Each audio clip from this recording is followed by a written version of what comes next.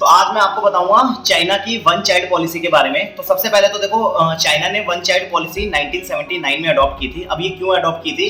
China जो है ना वो स्ट्रगल कर रहा था ओवर पॉपुलेशन की वजह से। अब ओवर पॉपुलेशन मतलब चाइना बहुत ज्यादा population, highest populative country in the world था। तो इसने अपनी पॉपुलेशन को कंट्रोल करने के लिए क्या किया? सबसे पहले इसने वन चाइल्ड पॉलिसी को अडॉप्ट किया इन 1979। और 1979 में इसने जब इस को पॉलिसी को अडॉप्ट किया था तो बहुत अच्छे रेस्पॉन्स मिले।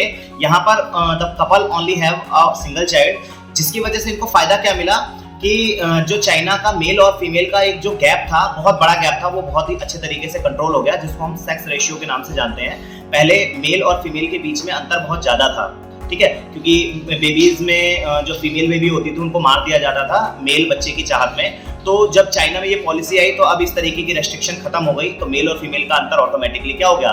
खत्म हो गया।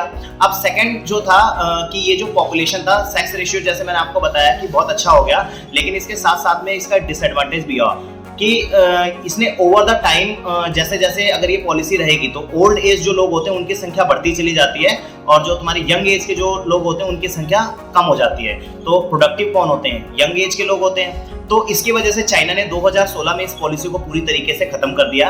हालांकि ये जो पॉलिसी थी बहुत बढ़िया रिजल्ट देकर के आई।